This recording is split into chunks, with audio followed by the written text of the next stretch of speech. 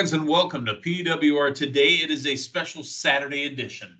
It is May 27th, Memorial Day weekend. I'm the man they call Meathead. Joining me is only Matthew Thomas, Linda Kay, waving the flag for PWR down at Ohio Valley Wrestling. Matthew, you're going to tell us a little bit about what's going on in the PWR draft in just a bit, but Linda is down there letting everybody know about PWR Today down in Louisville. Yeah, one thing though, Meathead, I can't see your pretty face. Since you started talking, you just switched to a picture of you. There's no live video for me anymore. I don't know if we're having that's an issue we're gonna have to work on.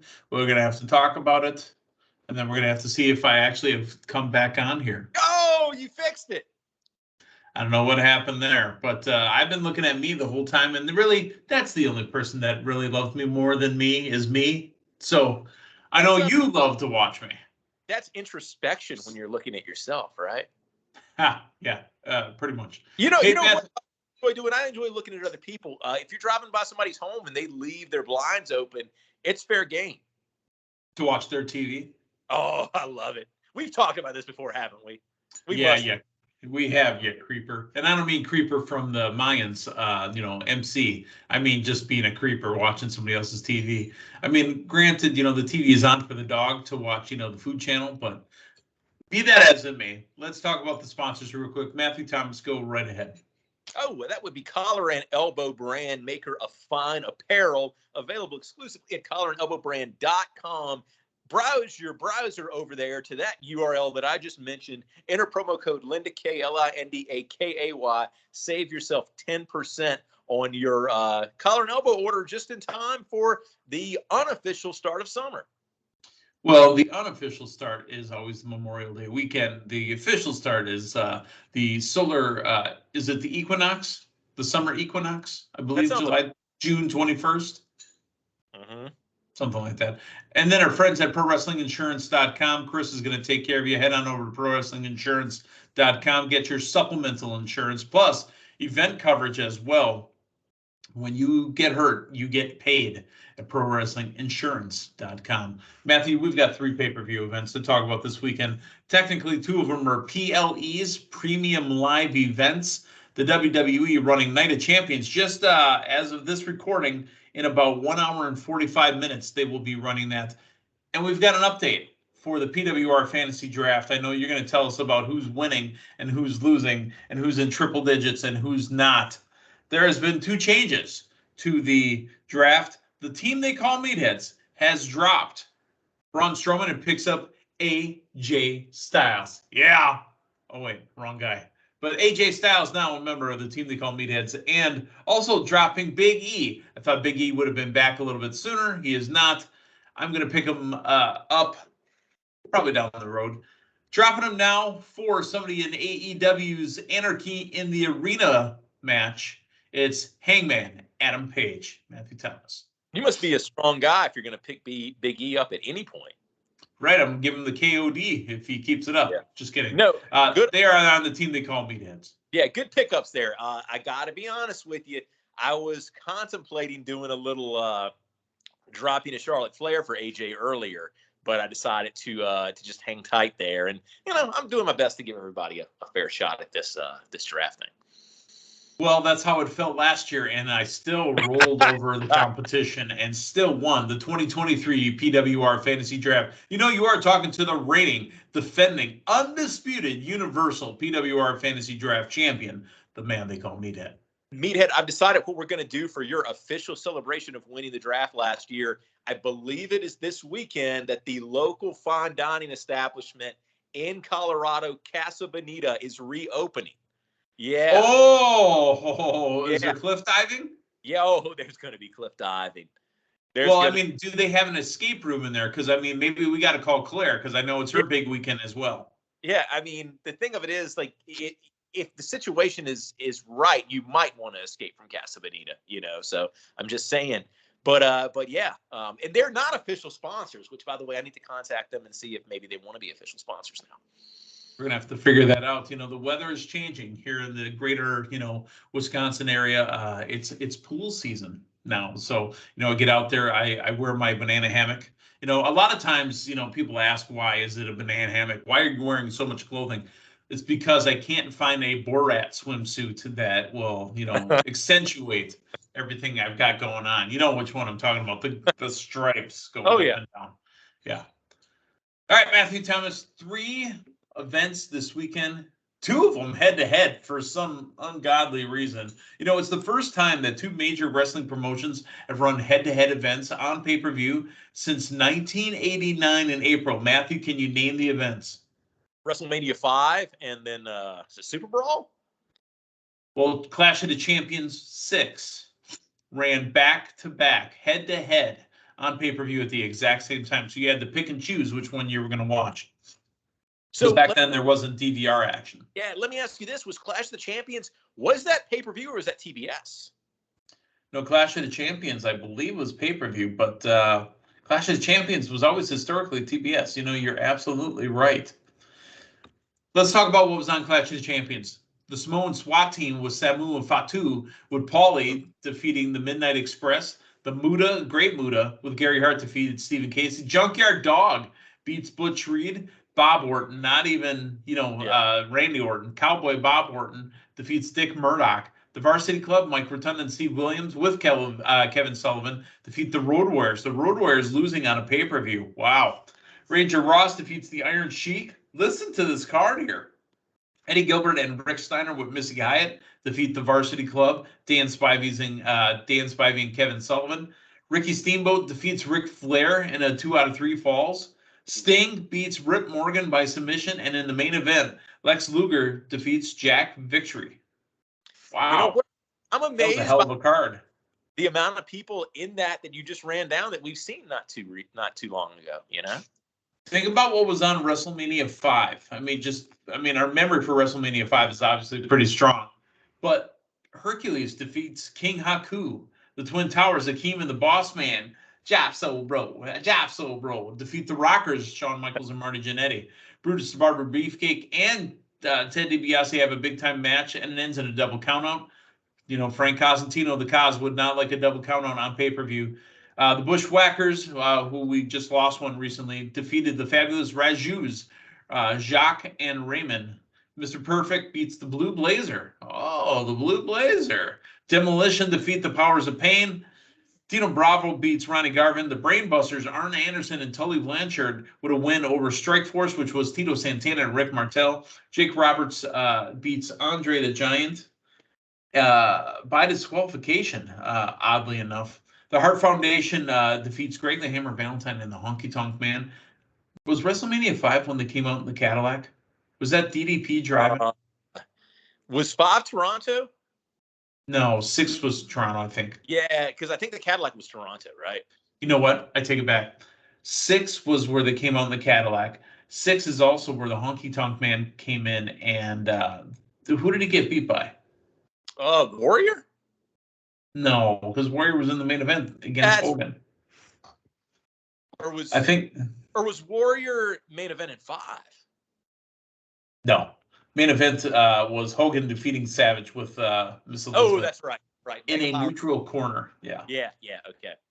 The Red Rooster had a match on there with Bobby the Brain Heenan, and in his corner was the Brooklyn Brawler, so it's kind of back and forth. A double disqualification between Bad News Brown and Jim Duggan. Look at the matches here. Jake Roberts beats Andre by disqualification.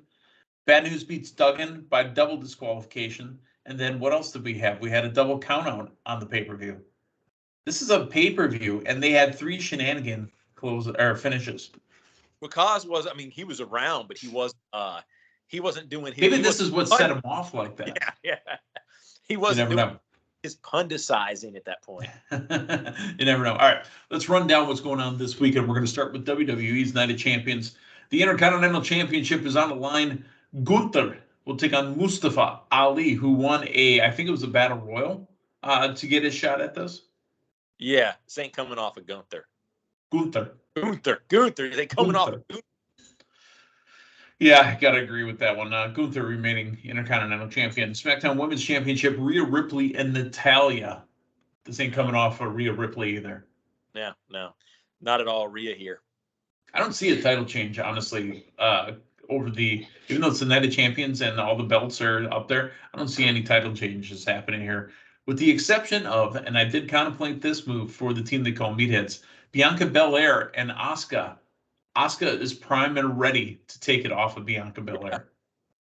I agree. I think that this is a little bit of a different type of Asuka than we have gotten, and I think we're in need of a heel run right now with that title, and I think that it's time for Bianca I want a little something different from Bianca going forward.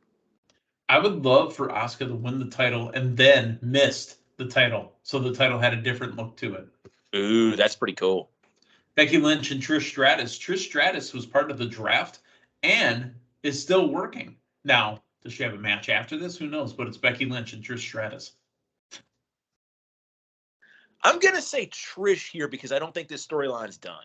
I think that I don't know that Trish is going to be around in the company as an active wrestler much longer after this because I really can't see, who she would work with. But I think that they're going to stretch this out a little bit. I think it ends here, and I think Trish Stratus is there just for the premium live event in Saudi Arabia. Becky Lynch with the victory. Seth frickin' Rollins, AJ Styles for the brand new World Heavyweight Championship. AJ Styles is the new World Heavyweight Champion, contrary to what most people believe is Seth Rollins' belt to take. I think that's very, very possible. Just to give our audience a couple of different flavor varieties, I'm going to go with Seth here because I think that he is probably the most over person in that company right now, and it would make sense that we start kind of packaging Seth as opposed to just the guy that you like to see with the flashy outfits and sing along to. I think this can further reestablish him of his wrestling prowess as well, too. So I'm going to go Seth here. Do you know that Seth Rollins has the opportunity, if he wins this match and becomes a new World Heavyweight Champion, to have won 3 inaugural championship matches? Yeah. So NXT, this one, and well, he didn't win. He has the opportunity to win. This would be his 3rd time he's in an inaugural championship match. He won the NXT, lost the Universal. That's right, because Balor lost the Balor, and then he could win this particular match. So it's not a given that he's going to win this match. The undisputed WWE Tag Team Championships are on the line. It's Sammy and Kevin taking on, the Bloodline, but not their tag team. It'll be Roman Reigns and Solo Sikoa. All right. So I will be the first to say, post-WrestleMania, I got a little disengaged with the Bloodline storyline with Sammy and KO. They've hooked me back in the last couple of weeks, especially. Do you know why? Because they're better than you. No, not and you know it, but that's literally what they told Roman. It's because we're better than you. So let me say this. Even though I am the what do I say? Team fear boners. They have the team of what do I call them again? Crowbro. Crowbro. Yeah. Scobro. Scobro. Yeah. Scobro. Crowbro would be if Sting and Crowbar. Yeah. with Devin Storm. Yeah. Crowbar. Yeah. But that shot last night at the end of SmackDown with Roman holding both of the tag belts and then Heyman with Roman's belts. It kind of makes me want to see Roman and Solo win this. It's not going to happen. Just saying, I have that interest there. But okay. Well, as funny as it seems, this may not be the main event.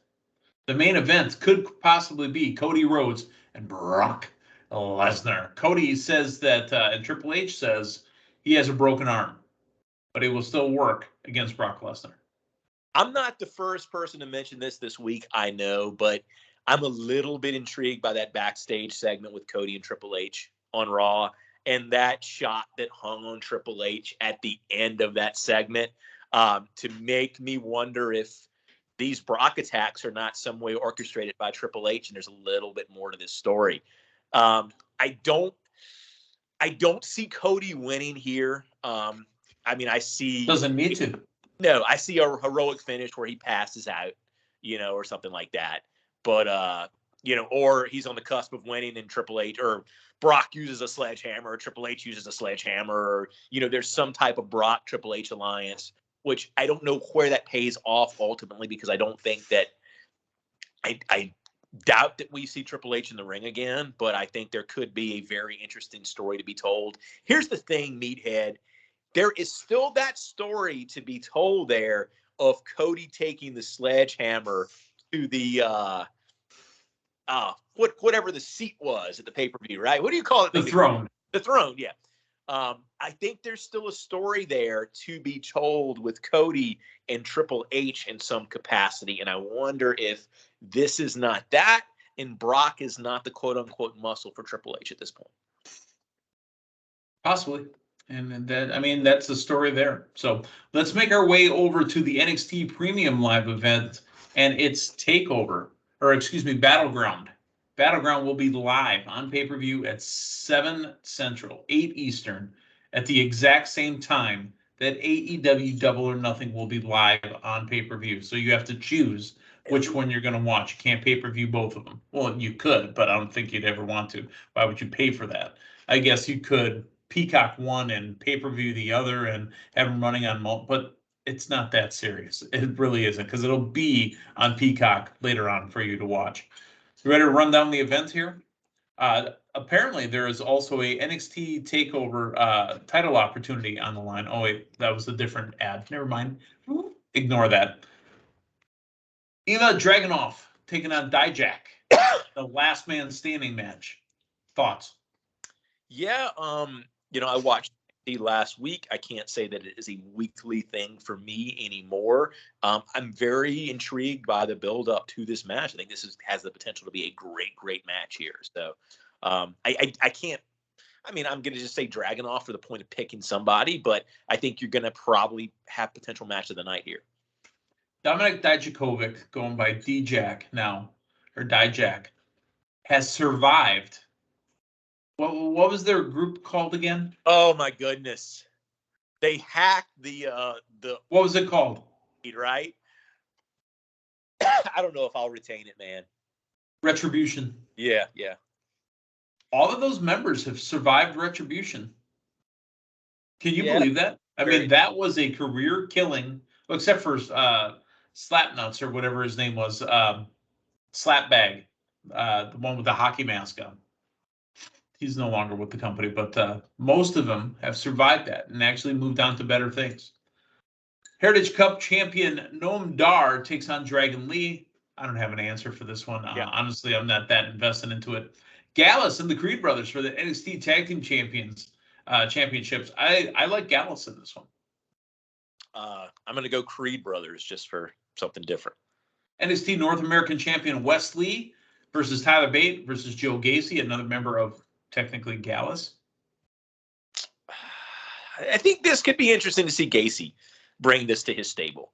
Okay. He's somebody that, even going back to the days of us, exclusively covering, pretty much extensively covering NXT, Gacy's been somebody that has been a consistent mainstay there. And I think that, if you want to put some like pillars of NXT right now, I think you got to look hard at Gacy, because he's been doing such consistent work there.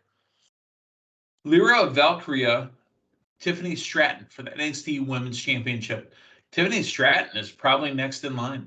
I think so. And I think I think a Tiffany Stratton run for NXT has a lot of potential. I've really been impressed with what I've seen recently. The combination of in-ring work and the character, it is somebody that I think she's done a really, really good job of getting better in ring and making that a prominent character on the roster.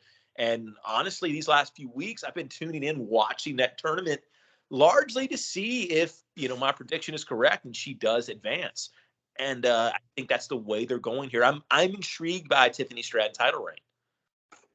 The main event, NXT champion Carmelo Hayes, who belongs on Team Longtime against Braun Breaker, I would say flag bearer for the new NXT, 2.0, 3.0, whatever it's being called right now. Braun Breaker has been the breakout star, pun intended, for that brand, and he's got a chance to get his title back. Yeah, I see Carmelo retaining here. I mean, I feel like we've had the Breaker reign, and I think that, yeah, I think that he is still a heavy hitter for that brand. But, like we've seen so many times on the main roster, I think it's time for him to go in potentially a different direction, either in NXT or either on, one of the main roster shows. I just think that it's time for another title run here. Let's get into AEW Double or Nothing, which will be running simultaneously but live on pay-per-view. The buy-in for AEW's Double or Nothing just announced on Rampage. I believe it was last night. It is the Hardy Boys, who can't use Isaiah Cassidy, taking on Ethan Page and the Guns, but they found a replacement, and it is FTW champion Hook. So it's the team of the Hardy Boys and Hook taking on Ethan Page and the Guns. Matthew, your thoughts? Yeah, this will be fun. This will be fun to watch. Ethan Page's contract is on the line too. If the Hardys win, they win the contract to Ethan Page. Yeah, and I still think there's a little bit of there's a story to be told with Jeff. The way we had the last cinematic thing on Rampage, and kind of Jeff go like there's a story to be told there. Are we gonna get broken, Jeff? Is that what AEW can do right now? You don't think so? No. Hardys win this and we move on. All right. Unsanctioned match. Chris Jericho, baby, taking on Adam Cole, baby, with really just a shot in the dark here. Just a random pull of all random pulls. Special enforcer in this match. Sabu. So this was one of those deals, Meathead, where I'm watching this the other night and I had kind of dozed off a little bit. And the confusion in my brain when I kind of come to and see Sabu, I'm not gonna lie, man. I'm a little bit. Is this a dream or what? So, yeah. I don't get it. I mean, it's cool, but what sense does it make? Where's Adam Cole's connection to Sabu? Where's Jericho's connection to not liking Sabu? Have no idea, but I'm intrigued enough to, I mean, because here's the thing, like, it's Sabu, and you don't want to see anything dangerous, but my goodness, it just makes you wonder. He definitely was Sabu style when he was chucking the chairs at people. Yeah. So I'm intrigued by this. I don't know if this makes sense. Like, Cole and Jericho alone should be enough, man. It's an unsanctioned match. Yeah, but let me ask you this: Is Sabu just a way to get a lot of ECW originals in this match? Do we see, like a bunch of other surprises? Tommy Dreamer. Yeah, because it's unsanctioned. Well, they could sanction Tommy. If you ask Bully Ray, they'd have to bring an extra, buffet for Tommy, but. All right, let's move into more of the matches here. The AEW World Trios Championships will be on the line in an open house rules match. And as we saw on Rampage, it's probably going to be the Guns and Daddy Ass, or excuse me, the Acclaimed and Daddy Ass. Yeah. Can you repeat that? you lost the House. The House of Black will take on the Acclaimed and Daddy Ass. Yeah, I'm going to say the Acclaimed here. Okay, everybody loves the Acclaimed, but the House always wins, but never bet on Black. Oh, wait a minute. I take it back, dude. I'm sorry. Okay, so here's where my brain got trapped was buffet and open house, and I'm thinking of this deal. So hear me out. If somebody's trying to sell a house and they have an open house, a good way to get people to go to an open house is to have a freaking buffet. Do you know they have the fresh cookie smell in a can?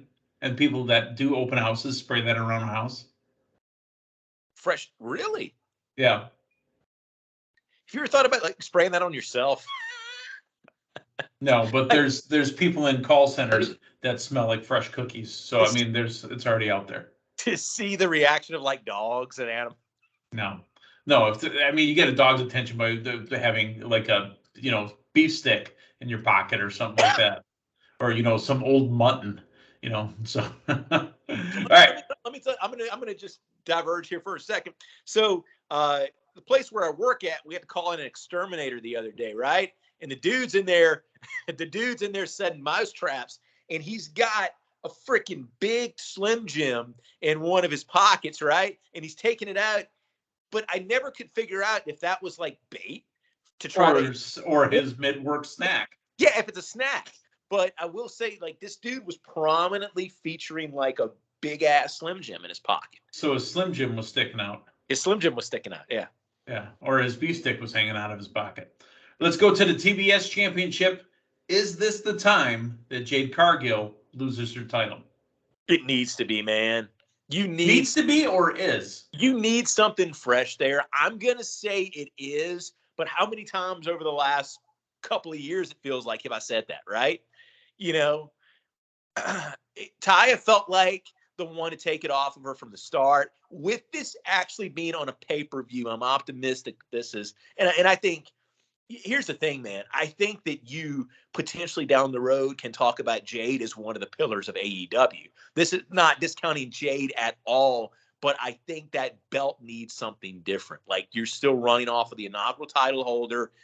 Her stuff is happening on a completely parallel track to the rest of the women's division. It just, you need a shakeup here. And she is still limited as far as in-ring ability, but that's getting better day by day, right? So Taya could carry her to a solid match, but I mean, I don't think she's losing it. Yeah. I think Taya's just there to make her look strong. And then the answer that we've talked about so many times then becomes, then who? Right. All right, another title match, the TNT Championship ladder match, Wardlow and Christian Cage. Does Christian Cage, with help from his monster, win the TNT Championship? Oh, I'd like to see that. I really would. I mean, I think we're ultimately going to Wardlow and Luchasaurus. Yeah, so I'm gonna say Wardlow here because I think that, but I would like to see a Christian Cage. That would be really cool though if Wardlow and Luchasaurus kind of had their own feud and Christian Cage just had the title, separate of that. But I'm gonna go Wardlow here.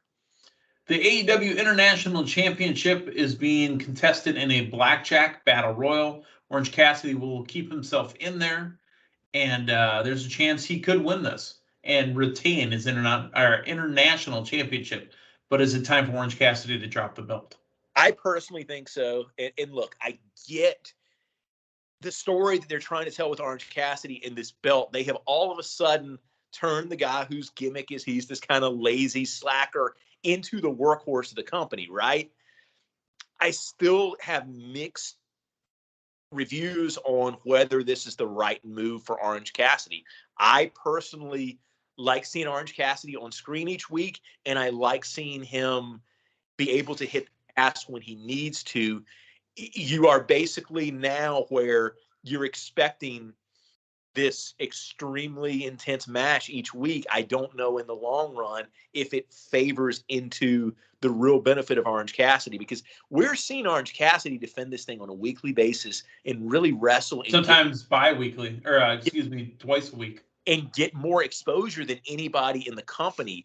And okay, so we've at least cracked the thing now where his laziness, in kayfabe, it's a gimmick. It's him. It's kind of like Undertaker, right? It's Undertaker trying to freak people out by being the dead guy, not really dead. Same thing with Cassidy. He's basically trying to get them to play into him being kind of lazy and everything. But I still don't think you need Orange Cassidy wrestling these grueling matches each week on TV. I think it's time for something different here. And my goodness, so here's another possibility. They really, in the backstage interviews and stuff, have really been leaning into the fact that Cassidy's defending this all the time, that he's tired. He told Renee the other day. He's hurt. Yep. I mean, would it kind of fit his moniker just to just kind of walk out of the Battle Royal because he's tired? Maybe. But it would also fit his moniker just to kind of rest in the corner and then just win by accident, So maybe. All that being said, I mean, he's got to work to get up the ladder. Oh, yeah. Oh, yeah. Unless they bring in a gimmick like a forklift and he just sits on it. Yeah, Cassidy retains. Okay. Some of the people that'll be in here, Keith Lee, Dustin Rhodes. You've got Brian Cage, Ricky Starks, Switchblade, Jay White. You got Juice Robinson. You've got the Butcher and the Blade's going to be in there. Who else is in there? It looks like the House of Swerve. I mean, I guess what they're calling them, the Kingdom of Swerve. Many others in there. This belt needs to be going to Miro. Miro needs to be the one to take this belt off of Orange Cassidy. So he's not currently listed in this battle royal, but I need Miro in there, and I need Miro winning it. Remember, we saw Miro return just a couple weeks ago at Dynamite. Matthew, 1, 2, 3, 4, 5, 6, 7. 7 title matches tonight. Yeah. 7 title matches.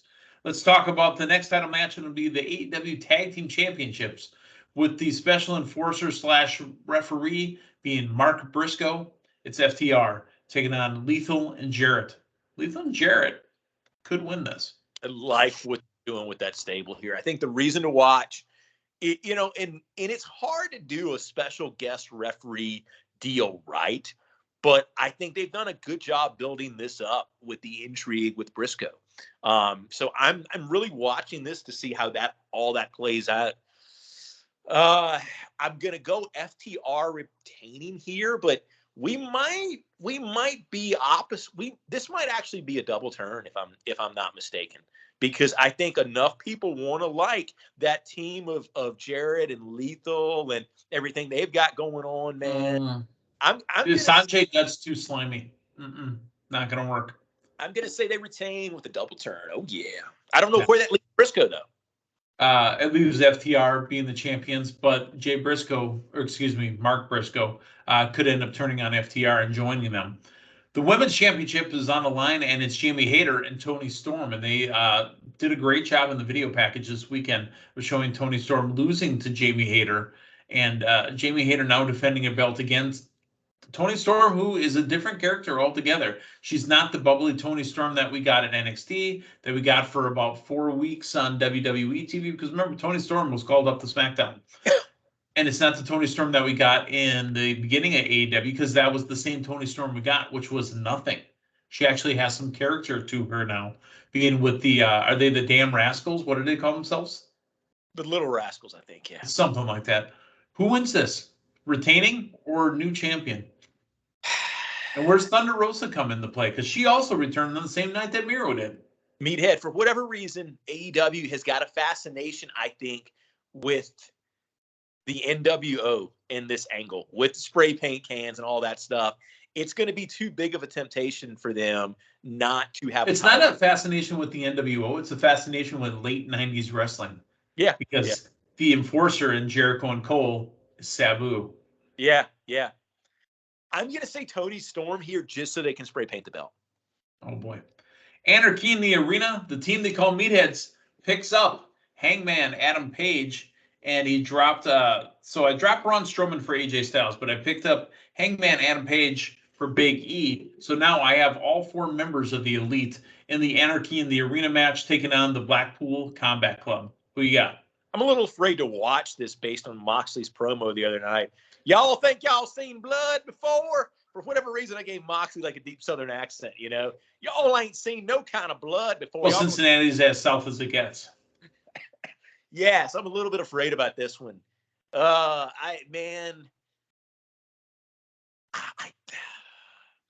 going to go Elite, but to me, it would make more sense for Blackpool Combat Club to win it because they're a heel faction that like to make people bleed and whatnot, but I'm going to go Elite here. No, the Blackpool Combat Club can still win by making the Elite show color, but the winners, the Elite, and finally the 4 Pillars match. This is something AEW has probably built for 4 years. Yep. Remember, it's the 4 pillars. It's the ones they're building the company up against.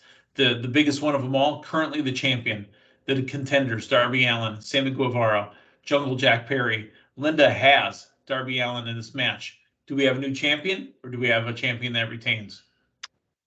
I would be much more this would be much more unpredictable to me if this was coming later in MJF's run here.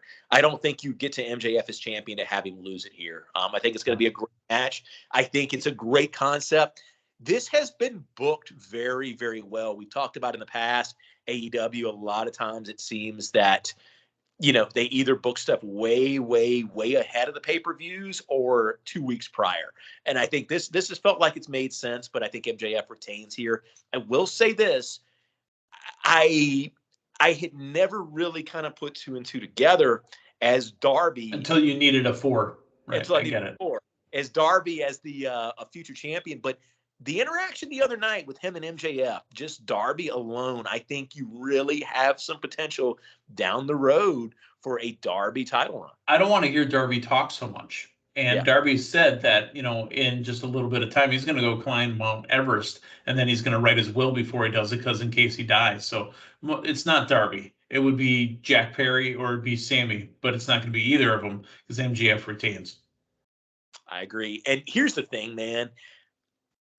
Even if they've got MJF committed right now, I think they're going to have a hard time resisting not having MJF as champion until his contract expires next year, because they know what lightning in a bottle the Punk angle was in 2011, right? I think if they can introduce and if they can work the sheets, so to speak, right, that he's going to leave the company with a title and blah blah blah, and I think this guy's a champion, through the end of his contract.